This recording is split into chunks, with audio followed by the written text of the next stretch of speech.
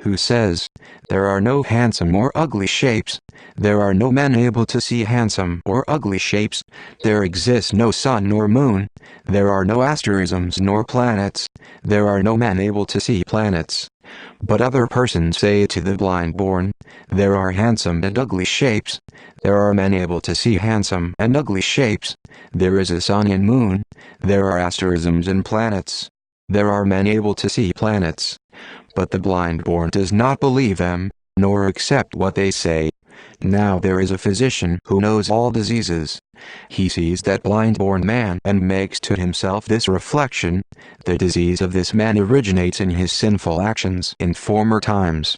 All diseases possible to arise are fourfold: rheumatical, cholerical, phlegmatical, and caused by a complication of the corrupted humors. The physician, after thinking again and again on a means to cure the disease, makes to himself this reflection: surely, with the drugs in common use it is impossible to cure this disease, but there are in the Himalaya, the king of mountains, 4 herbs, to wit, first, one called possessed of all sorts of colors and flavors; second, delivering from all diseases; third, delivering from all poisons; fourth, procuring happiness to those standing in the right place. As the physician feels compassion for the blind-born man, he contrives some device to get to the Himalaya, the king of mountains. There he goes up and down and across to search. In doing so he finds the 4 herbs. One he gives after chewing it with the teeth, another after pounding, another after having it mixed with another drug and boiled, another after having it mixed with a raw drug, another after piercing with a lancet somewhere a vein, another after singeing it in fire, another after combining it with various other substances so as to enter in a compound potion, food, and sea. Owing to these means being applied, the blind-born recovers his eyesight, and in consequence of that recovery he sees outwardly and inwardly, far and near, the shine of sun and moon, the asterisms, planets, and all phenomena. Then he says, "Oh, how foolish was I that I did not believe what they told me, nor accepted what they affirmed. Now I see all. I am delivered from my blindness and have recovered my eyesight. There is none in the world who could surpass me."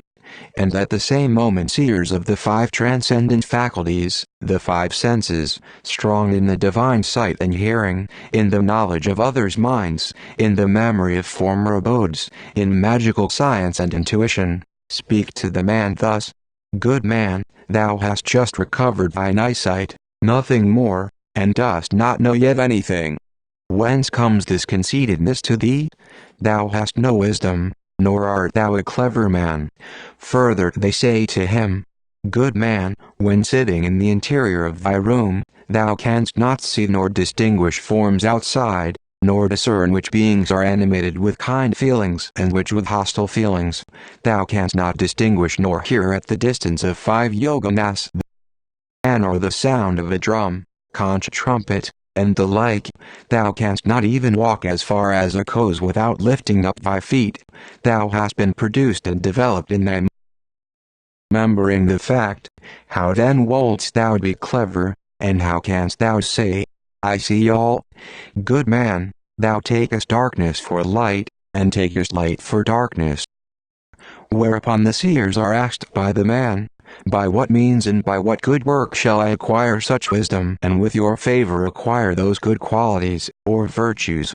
And the seers say to that man, "If that be thy wish, go and live in the wilderness or take thine abode in mountain caves, to meditate on the law and cast off evil passions. So shalt thou become endowed with the virtues of an ascetic and acquire the transcendent faculties." The man catches their meaning and becomes an ascetic. Living in the wilderness, the mind intent upon one sole object, he shakes off worldly desires, and acquires the 5 transcendent faculties.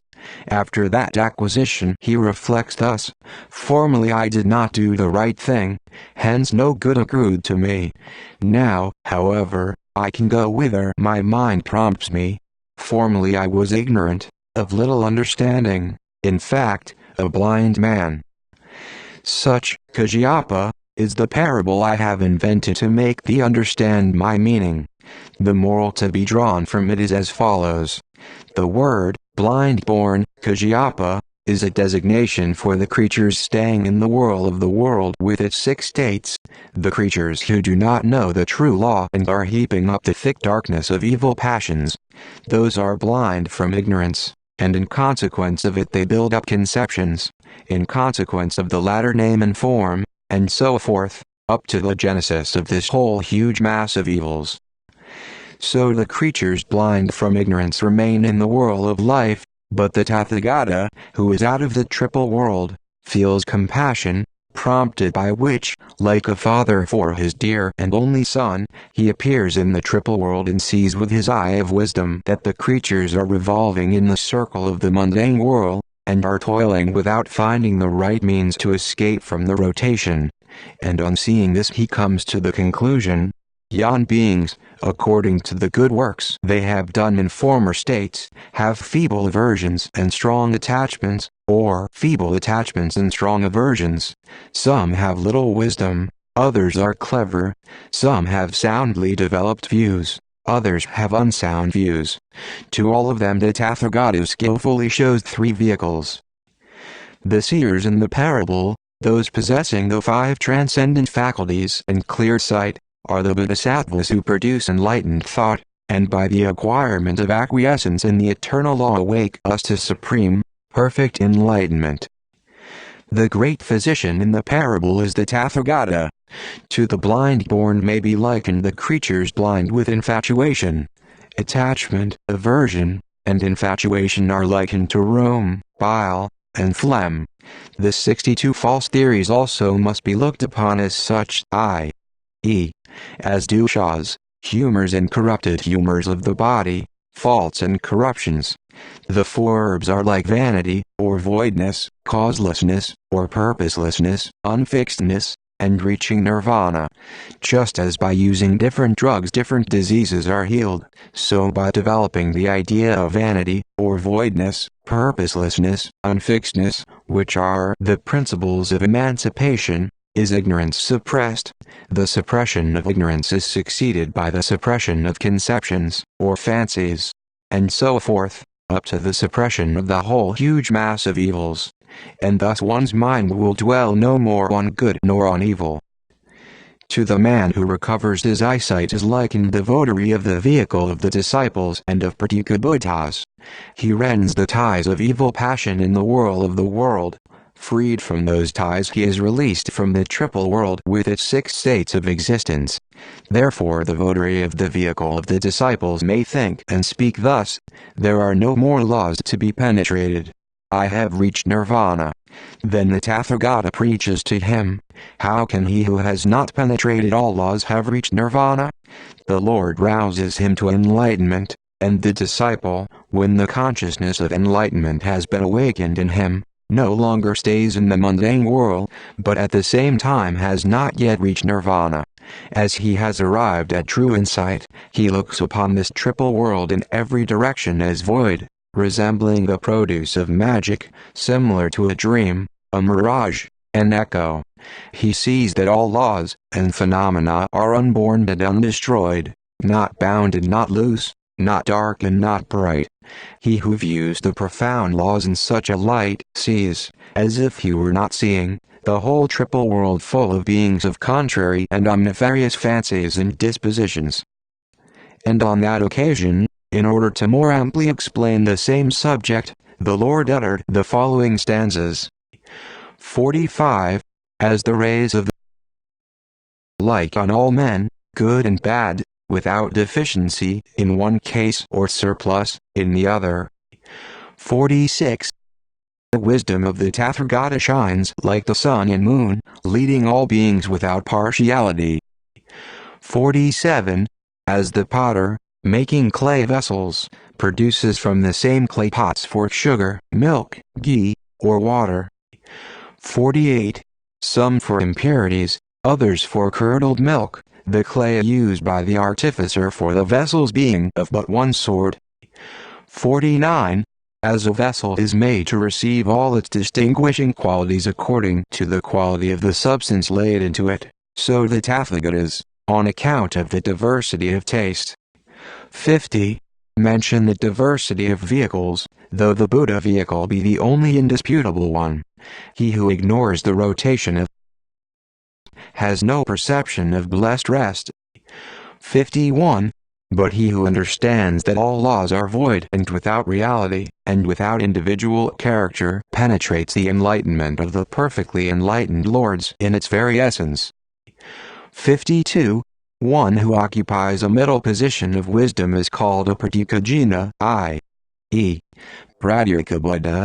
One lacking the insight of voidness is termed a disciple. 53. But after understanding all laws one is called a perfectly enlightened one. Such a one is assiduous in preaching the law to living beings by means of hundreds of devices. 54. It is as if some blind-born man, because he sees no sun, moon, planets, and stars, in his blind ignorance, should say, there are no visible things at all. 55.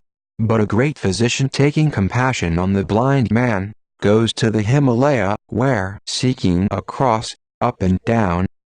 56. He fetches from the mountain 4 plants, the herb of all colors, flavors and cases, and others. These he intends to apply. 57. He applies them in this manner: one he gives to the blind man after chewing it, another after pounding, again another by introducing it with the point of a needle into the man's body. 58.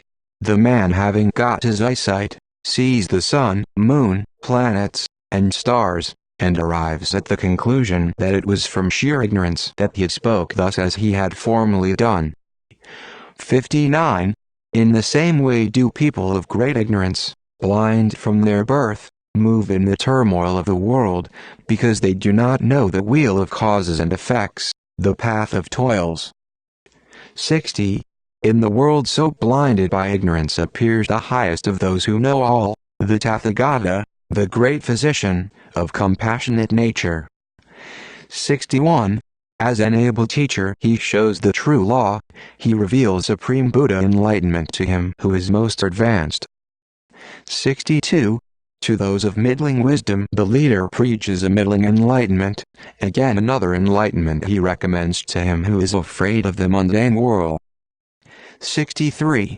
The disciple who by his discrimination has escaped from the triple world thinks he has reached pure, blessed nirvana, but it is only by knowing all laws and the universal laws that the immortal nirvana is reached. 64. In that case it is as if the great seers, moved by compassion, said to him, "Thou art mistaken. Do not be proud of thy knowledge." 65. When thou art in the interior of thy room, thou canst not perceive what is going on without, fool as thou art. 66. Thou who, when staying within, dost not perceive even now what people outside are doing or not doing, how wouldst thou be wise, fool as thou art? 67. Thou art not able to hear a sound at a distance of but 5 yoganas, far less at a greater distance. 68. Thou canst not discern who are malevolent or benevolent towards thee. Whence then comes that pride to thee?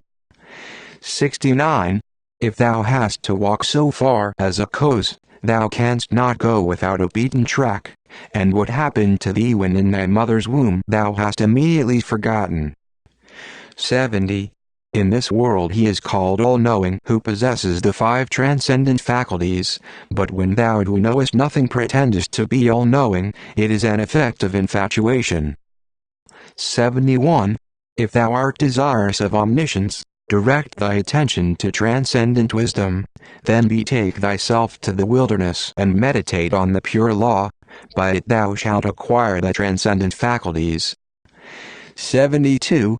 The man catches the meaning, goes to the wilderness, meditates with the greatest attention, and, as he is endowed with good qualities, ere long acquires the 5 transcendent faculties.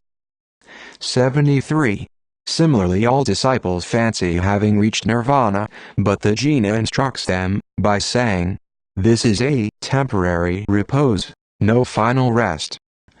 74. It is an artifice of the Buddhas to enunciate this dogma.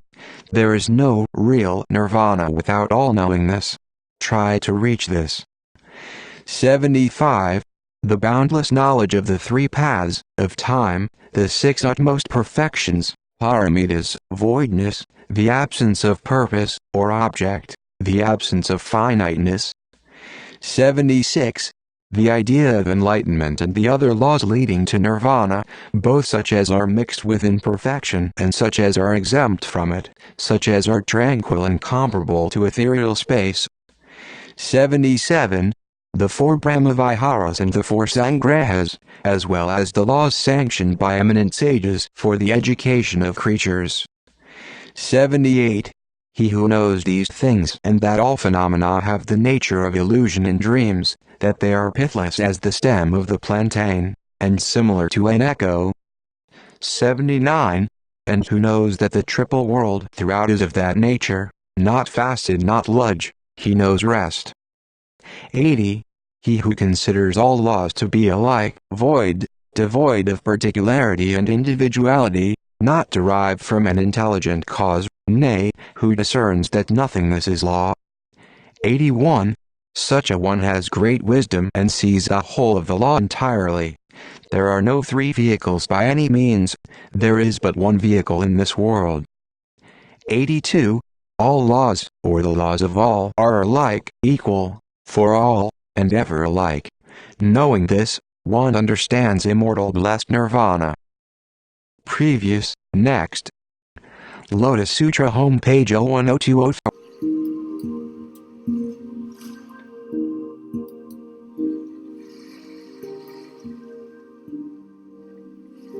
Less than greater than the Sutra of the Lotus Flower of the Wonderful Law. Translated by H. Kern, 1884.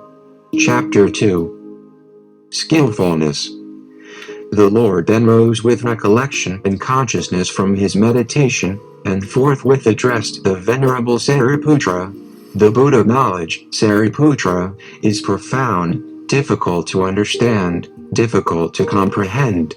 It is difficult for all disciples and Pratyeka Buddhas to fathom the knowledge arrived at by the Tathagatas, and M.C., and that, Sariputra, because the Tathagatas have worshipped many 100,000 myriads of kotas of Buddhas, because they have fulfilled their course for supreme, complete enlightenment, during many 100,000 myriads of kotas of uns, because they have wandered far, displaying energy and possessive wonderful and marvelous properties, possessive properties difficult to understand, because they have found out things difficult to understand. The mystery of the Tathagatas, and M.C., is difficult to understand, Sariputra, because when they explain the laws, or phenomena, things that have their causes in themselves, they do so by means of skillfulness, by the display of knowledge, by arguments, reasons, fundamental ideas, interpretations, and suggestions. By a variety of skillfulness, they are able to release creatures that are attached to one point or another. The Tathagatas, and M.C. Sariputra, have acquired the highest perfection in skillfulness and the display of knowledge. They are endowed with wonderful properties, such as the display of free and unchecked knowledge, the powers, the absence of hesitation, the independent conditions, the strength of the organs, the constituents of Bodhi, the contemplations, emancipations, meditations, the degrees of concentration of mind. The Tathagatas, and M.C. Sariputra, are able to expound various things and have something wonderful and marvelous. Enough, Sariputra, let it suffice to say, that the Tathagatas, and M.C. have something extremely wonderful, Sariputra. None but a Tathagata, Sariputra, can impart to a Tathagata those laws which the Tathagata knows. And all laws, Sariputra, are taught by the Tathagata, and by him alone. No one but he knows all laws, what they are, how they are, like what they are, of what characteristics and of what nature they are. And on that occasion, to set forth the same subject more copiously, the Lord uttered the following stanzas. 1. Innumerable are the great heroes in the world that embraces gods and men. The totality of creatures is unable to completely know the leaders. 2. None can know their powers and states of emancipation, their absence of hesitation and Buddha properties, such as they are. 3. Of yore have I followed in presence of Kodas of Buddhas the good course, which is profound, subtle, difficult to understand, and most difficult to find. 4. After pursuing that career during an inconceivable number of Kodas of Uns, I have on the terrace of enlightenment discovered the fruit thereof. 5. And therefore I recognize, like the other chiefs of the world, how it is, like what it is, and what are its characteristics. 6. It is impossible to explain it. It is unutterable, nor is there such a being in the world. 7. To whom this law could be explained, or who would be able to understand it when explained, with the exception of the Bodhisattvas, those who are firm in resolve. 8. As to the disciples of the knower of the world, those who have done their duty and received praise from the Shugatas, who are freed from faults and have arrived at the last stage of bodily existence, the jhana knowledge lies beyond their sphere. 9. If this whole sphere were full of beings like Sarisuddha, and if they were to investigate with combined efforts, they would be unable to comprehend the knowledge of the Sugata. 10. Even if the 10 points of space were full of sages like thee, if they were full of such as the rest of my disciples. 11. And if those beings combined were to investigate the knowledge of the Sugata, they would, altogether, not be able to comprehend the Buddha knowledge in its whole immensity. 12. If the 10 points of space were filled with Pratikabhutas, free from faults, gifted with acute faculties, and standing in the last stage of their existence, as numerous as reeds and bamboos and Ganges, with undivided attention and subtle wit, even then that knowledge would be beyond their ken. 13. And if combined for an endless number of myriads of Kodas of Uns, they were to investigate a part only of my superior laws, they would never find out its real meaning. 14. If the 10 points of space were full of bodhisattvas who, after having done their duty under many Kodas of Buddhas, investigated all things and preached many sermons, after entering a new vehicle, or rather a new career. 15. If the whole world were full of them, as of dense reeds and bamboos, without any interstices, and if all combined were to investigate the law which the Sugata has realized. 16. If they were going on investigating for many Kodas of Uns, as incalculable as the sand of the Ganges, with undivided attention and subtle wit, even then that knowledge would be beyond their understanding. 17. If such bodhisattvas as are unable to fall back, numerous as the sand of the Ganges, were to investigate it with undivided attention, it would prove to lie beyond their ken. 18. Profound are the laws of the Buddhas, and subtle, all inscrutable and faultless. I myself know them as well as the jhanas do in the 10 directions of the world. 19. Thou, Sariputra, be full of trust in what the Sugata declares. The jhana speaks no falsehood, the great seer who has so long preached the highest truth. 20. I address all disciples here, those who have set out to reach the enlightenment of Pratikabhutas, those who are roused to activity at my nirvana, and those who have been released from the series of evils. 21. It is by my superior skillfulness that I explain the law at great length to the world at large. I deliver whosoever are attached to one point or another, and show the 3 vehicles. The eminent disciples in the assembly headed by Ignatikonina, the 1200 Arhat and self-controlled, the other monks, nuns, male and female devotees using the vehicle of disciples, and those who had entered the vehicle of Pratyeka-Buddhists, all of them made this reflection: what may be the cause, what the reason of the Lord so extremely extolling the skillfulness of the Tathagatas? Of his extolling it by saying, profound is the law by me discovered, of his extolling it by saying, "It is difficult for all disciples and Pratika Buddhas to understand it. But as yet the Lord has declared no more than one kind of emancipation, and therefore we also should acquire the Buddha laws on reaching nirvana. We do not catch the meaning of this utterance of the Lord." And the Venerable Sariputra, who apprehended the doubt and uncertainty of the four classes of the audience and guessed their thoughts from what was passing in his own mind, himself being in doubt about the law, then said to the Lord, "What, O Lord, is the cause, what the reason of the Lord so repeatedly and extremely extolling the skillfulness, knowledge, and preaching of the Tathagata? Why does he repeatedly extol it by saying, 'Profound is the law by me discovered'? It is difficult to understand the mystery of the Tathagatas. Never before have I heard from the Lord such a discourse on the law. Those four classes of the audience, O Lord, are overcome with doubt and perplexity. Therefore may the Lord be pleased to explain what the Tathagata is alluding to when repeatedly extolling the profound law of the Tathagatas." On that occasion the Venerable Sariputra uttered the following stanzas. 22. Now first does the Son of Man utter such a speech. I have acquired the powers, emancipations, and numberless meditations. 23. And thou mentionest the terrace of enlightenment without anyone asking thee. Thou mentionest the mystery, although no one asks thee. 24. Thou speakest unasked and laudest thine own course. Thou mentionest by having attained knowledge and pronouncest profound words. 25. Today a question rises in my mind and of these self-controlled, faultless beings striving after nirvana. Why does the Jina speak in this manner? 26.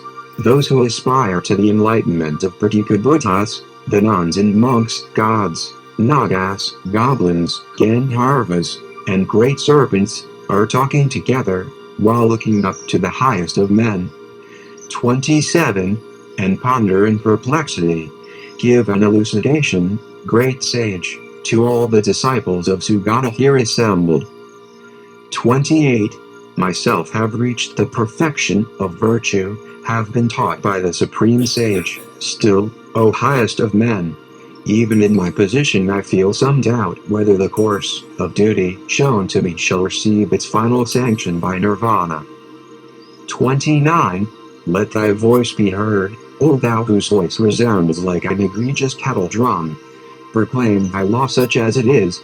The legitimate sons of Jina here standing and gazing at the Jina with joined hands. 30. As well as the gods, nagas, goblins, titans, numbering thousands of kotas, like sand of the Ganges, and those that aspire to superior enlightenment, here standing, fully 80,000 in number. 31. Further, the kings, rulers of provinces and paramount monarchs, who have flocked thither from thousands of kotas of countries, are now standing with joined hands, and respectful, thinking, how are we to fulfill the course of duty? The Venerable Sariputra having spoken, the Lord said to him, Enough, Sariputra, it is of no use explaining this matter. Why? Because, Sariputra, the world, including the gods, would be frightened if this matter were expounded.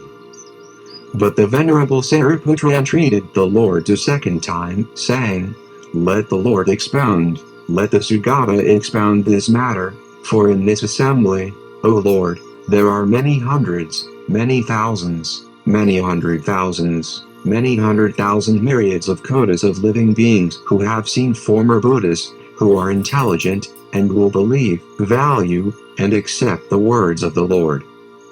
The Venerable Sariputra addressed the Lord with this stanza. 32. Speak clearly, O most eminent of Jinas. In this assembly there are thousands of living beings trustful, affectionate, and respectful towards the Sugata. They will understand the law by their expounded. And the Lord said a second time to the Venerable Sariputra, Enough, Sariputra, it is of no use explaining this matter, for the world, including the gods, would be frightened if this matter were expounded, and some monks might be proud and come to a heavy fall. And on the occasion uttered the Lord the following stanza. 32. Speak no more of it that I so would declare this law. This knowledge is too subtle, inscrutable, and there are too many unwise men who in their conceit and foolishness would scoff at the law revealed. A third time the Venerable Sariputra entreated the Lord, saying, Let the Lord expound, let the Sugata expound this matter. In this assembly, O Lord, there are many hundreds of living beings, my equals, and many hundreds, many thousands, many hundred thousands, many 100,000 myriads of kotas of other living beings more, who in former births have been brought by the Lord to full ripeness. They will believe, value, and accept what the Lord declares, which shall tend to their advantage, weal, and happiness in length of time. On that occasion the Venerable Sariputra uttered the following stanzas. 34. Explain the law, O thou most high of men. I, thine eldest son, beseech thee. Here are thousands of kotas of beings who are to believe in the law by thee revealed. 35. And those beings that in former births so long and constantly have by thee been brought to full maturity and now are all standing here with joined hands, they, too, are to believe in this law. 36. Let the Sugata, seeing the 1200, my equals, and those who are striving after superior enlightenment, speak to them and produce in them an extreme joy. When the Lord for the third time heard the entreaty of the Venerable Sariputra, he spoke to him as follows. Now that thou entreatest the Tathagata a third time, Sariputra, I will answer thee. Listen then, Sariputra, take well and duly to heart what I am saying. I am going to speak. Now it happened that the 5,000 proud monks, nuns and lay devotees of both sexes in the congregation arose from their seats and, after saluting with their heads the Lord's feet, went to leave the assembly. Owing to the principle of good which there is in pride, they imagined having attained what they had not, and having understood what they had not. Therefore, thinking themselves aggrieved, they went to leave the assembly, to which the Lord by his silence showed assent. Thereupon the Lord addressed the Venerable Sariputra, My congregation, Sariputra, has been cleared from the chaff, freed from the trash. It is firmly established in the strength of faith. It is good, Sariputra, that those proud ones are gone away. Now I am going to expound the matter, Sariputra. Very well, Lord, replied the Venerable Sariputra. The Lord then began and said, It is but now and then, Sariputra, that the Tathagata preaches such a discourse on the law as this. Just as but now and then is seen the blossom of the glimmerous fig tree, Sariputra, so does the Tathagata but now and then preach such a discourse on the law. Believe me, Sariputra, I speak what is real, I speak what is truthful, I speak what is right.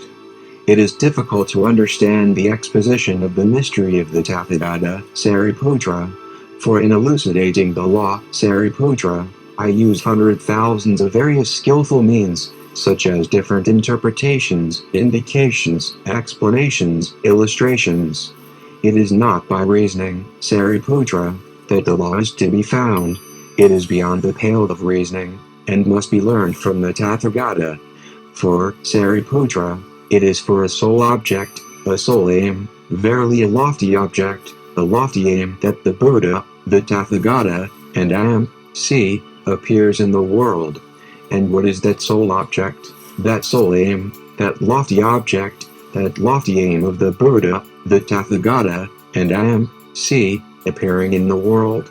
To show all creatures the sight of Tathagata knowledge does the Buddha, the Tathagata, and I.M.C. appear in the world. To open the eyes of creatures for the sight of Tathagata knowledge does the Buddha, the Tathagata, and I.M.C. appear in the world.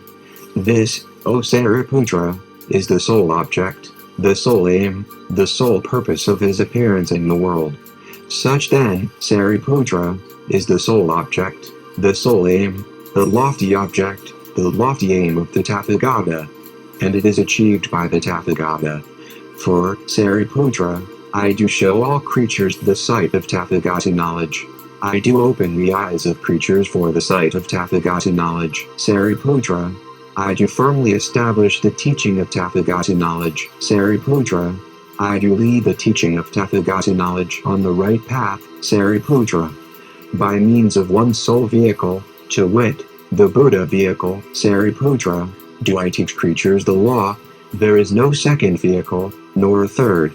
This is the nature of the law, Sariputra, universally in the world, in all directions. For, Sariputra, all the Tathagatas, and M.C., who in times past existed in countless, innumerable spheres in all directions for the weal of many, the happiness of many, out of pity to the world, for the benefit, weal, and happiness of the great body of creatures, and who preach the law to gods and men with able means, such as several directions and indications, various arguments, reasons, illustrations, fundamental ideas, interpretations, paying regard to the dispositions of creatures whose inclinations and temperaments are so manifold. All those Buddhas and lords, Sariputra, have preached the law to creatures by means of only one vehicle, the Buddha vehicle, which finally leads to omniscience. It is identical with showing all creatures the sight of Tathagata knowledge, with opening the eyes of creatures for the sight of Tathagata knowledge, with the awakening, or admonishing, by the display, or sight of Tathagata knowledge, with leading the teaching of Tathagata knowledge on the right path. Such is the law they have preached to creatures. And those creatures, Sariputra, who have heard the law from the past Tathagatas, and M.C., have all of them reached supreme, perfect enlightenment. And the Tathagatas, and M.C., who shall exist in future, Sariputra, in countless, innumerable spheres in all directions for the weal of many, the happiness of many, out of pity to the world, for the benefit, weal, and happiness of the great body of creatures, and who shall preach the law to gods and men, and M.C., as above till the right path. Such is the law they shall preach to creatures. And those creatures, Sariputra, who shall hear the law from the future Tathagatas, and M.C., shall all of them reach supreme, perfect enlightenment.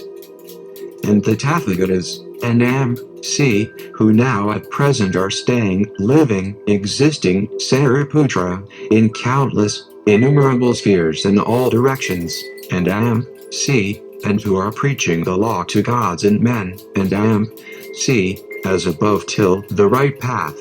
Such is the law they are preaching to creatures. And those creatures, Sariputra, who are hearing the law from the present Tathagatas, and M.C., shall all of them reach supreme, perfect enlightenment. I myself also, Sariputra, am at the present period a Tathagata, and M.C., for the weal of many, and M.C., till manifold. I myself also, Sariputra, am preaching the law to creatures, and M.C., till the right path. Such is the law I preach to creatures. And those creatures, Sariputra, who now are hearing the law from me, shall all of them reach supreme, perfect enlightenment.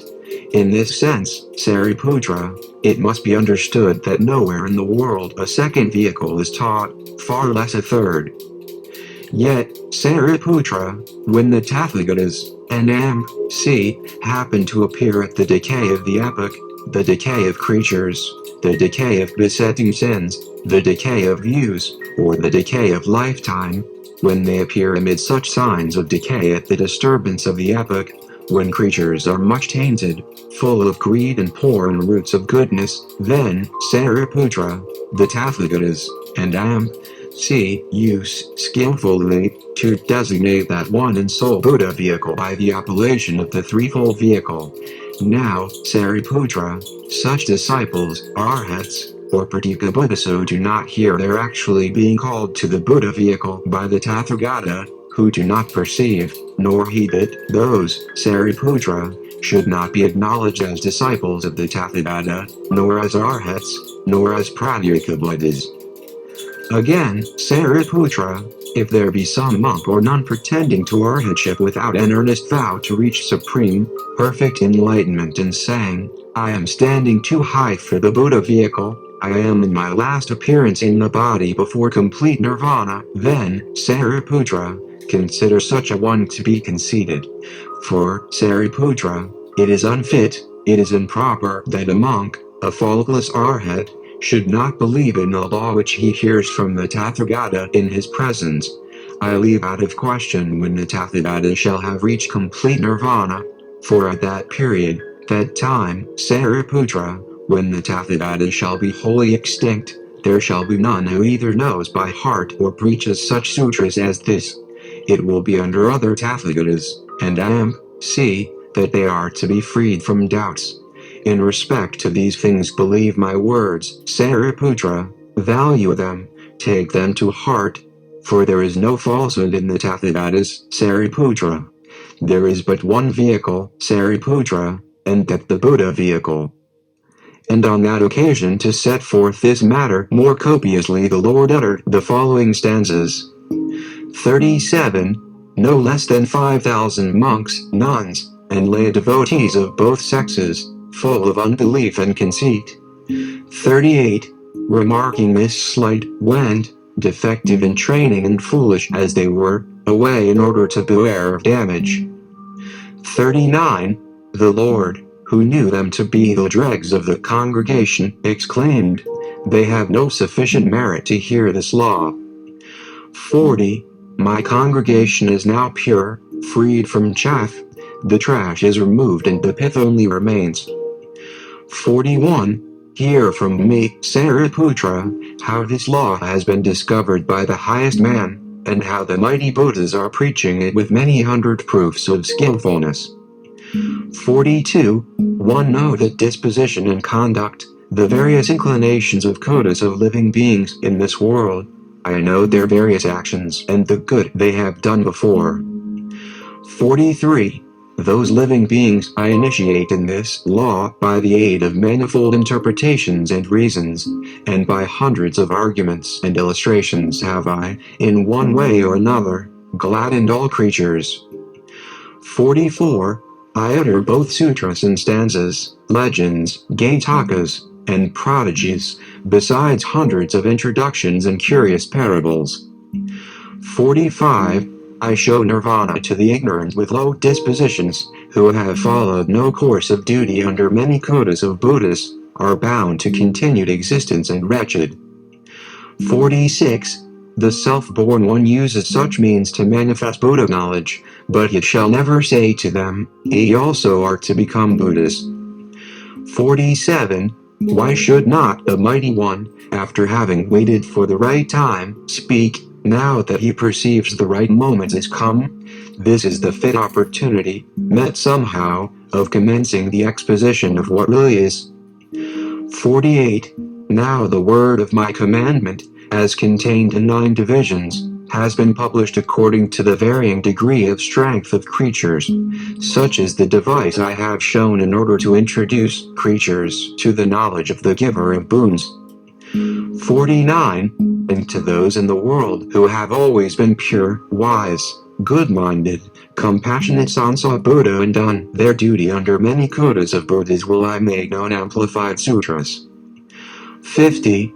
For they are endowed with such gifts of mental disposition and such advantages of a blameless outward form that I can announce to them, in future ye shall become Buddhas benevolent and compassionate. 51.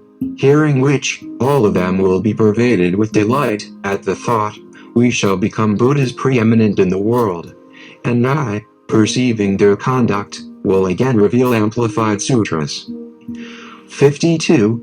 And those are the disciples of the leader, who have listened to my word of command. One senile stanza learnt or kept in memory suffices, no doubt of it, to lead all of them to enlightenment. 53. There is, indeed, but one vehicle, there is no second, nor third anywhere in the world, apart from the case of the Purushottamas using an expedient to show that there is a diversity of vehicles. 54. The chief of the world appears in the world to reveal the Buddha knowledge, He has but one aim, indeed, no second. The Buddhas do not bring over creatures by an inferior vehicle. 55. There where the self-born one has established himself, and where the object of knowledge is, of whatever form or kind, where the powers, the stages of meditation, the emancipations, the perfected faculties are, there the beings also shall be established. 56. One should be guilty of envy, should I, after reaching the spotless eminent state of enlightenment, establish anyone in the inferior vehicle. That would not beseem me. 57. There is no envy whatever in me, no jealousy, no desire, nor passion. Therefore I am the Buddha, because the world follows my teaching.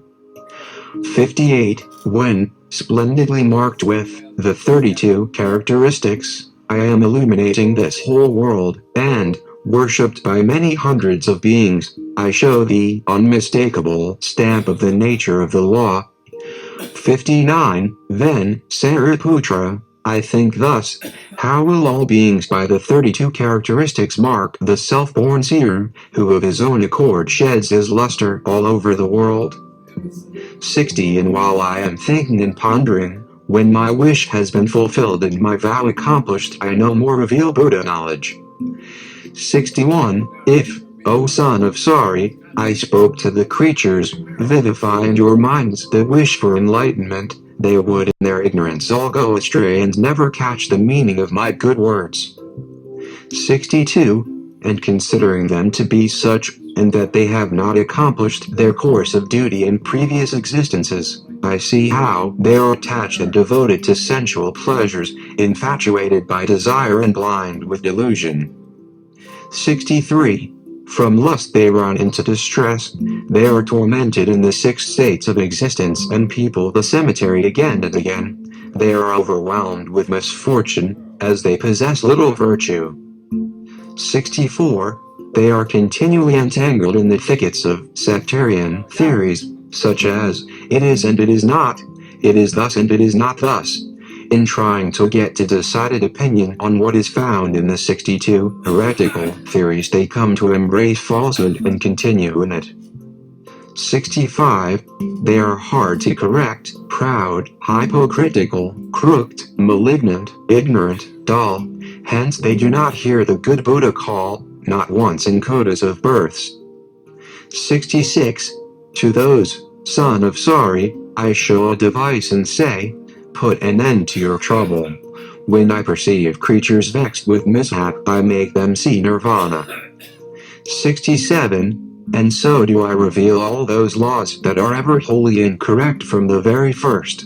And the son of Buddha who has completed his course shall once be a genie. 68. It is but my skillfulness which prompts me to manifest 3 vehicles, for there is but one vehicle and one track. There is also but one instruction by the leaders. 69. Remove all doubt and uncertainty, and should there be any who feel doubts, let them know that the lords of the world speak the truth. This is the only vehicle, a second there is not. 70. The former Tathagata is also, living in the past for innumerable aeons, the many thousands of Buddhas who are gone to final rest, whose number can never be counted. 71. Those highest of men have all of them revealed most holy laws by means of illustrations, reasons, and arguments, with many hundred proofs of skillfulness. 72. And all of them have manifested but one vehicle and introduced but one on earth. By one vehicle have they led to full ripeness inconceivably many thousands of kotas of beings. 73. Yet the jinas possess various and manifold means through which the Tathagata reveals to the world, including the gods, superior enlightenment, in consideration of the inclinations and dispositions of the different beings. 74. And all in the world who are hearing or have heard the law from the mouth of the Tathagatas, given alms, followed the moral precepts, and patiently accomplished the whole of their religious duties. 75. Who have acquitted themselves in point of zeal and meditation, with wisdom reflected on those laws, and performed several meritorious actions, have all of them reached enlightenment. 76. And such beings as were living patient, subdued, and disciplined, under the rule of the jinas of those times, have all of them reached enlightenment. 77. Others also, who paid worship to the relics of the departed jinas, erected many thousands of stupas made of gems, gold, silver, or crystal. 78. Or built stupas of emerald, cat's-eye, pearls, egregious lapis lazuli, or sapphire. They have all of them reached enlightenment. 79. And those who erected stupas from marble, sandalwood, or eagle wood, constructed stupas from deodar or a combination of different sorts of timber. 80. And who in gladness of heart built for the jinas stupas of bricks or clay, or caused mounds of earth to be raised in forests and wildernesses in dedication to the jinas. 81. The little boys even, who in playing erected here and there heaps of sand with the intention of dedicating them as stupas to the jinas, they have all of them reached enlightenment. 82. Likewise have all who caused jewel images to be made and dedicated, adorned with the 32 characteristic signs, reached enlightenment. 83. Others who had images of sugatas made of the 7 precious substances, of copper or brass, have all of them reached enlightenment. 84. Those who ordered beautiful statues of sugatas to be made of lead, iron, clay, or plaster have c. 85. Those who made images of the sugatas on painted walls, with complete limbs and the 100 holy signs, whether they drew them themselves or had them drawn by others, have c. 86. Those even, whether men or boys, who during the lesson or in play, by way of amusement, made upon the walls such images with a nail or a piece of wood. 87. Have all of them reached enlightenment. They have become compassionate, and, by rousing many bodhisattvas, have saved kotas of creatures. 88. Those who offered flowers and perfumes to the relics of the Tathagatas, to stupas, a mound of earth, images of clay or drawn on a wall. 89. Who caused musical instruments, drums, conch trumpets, and noisy great drums to be played, and raised the rattle of timbrels at such places in order to celebrate the highest enlightenment. 90. Who caused sweet lutes, cymbals, tabors, small drums, reed pipes, flutes of ignata or sugarcane to be made, have all of them reached enlightenment. 91. Those who to celebrate the sugatas made thoughts, one shall in course of time see kotas of Buddhas. 92. They have all of them reached enlightenment, by paying various kinds of worship to the relics of the sugatas, by doing but a little for the relics, by making resound were it but a single musical instrument. 93. Or by worshipping were it but with a single flower, by drawing on a wall the images of the sugatas, by doing worship were it even with distracted thoughts, one shall in course of time see kotas of Buddhas. 94.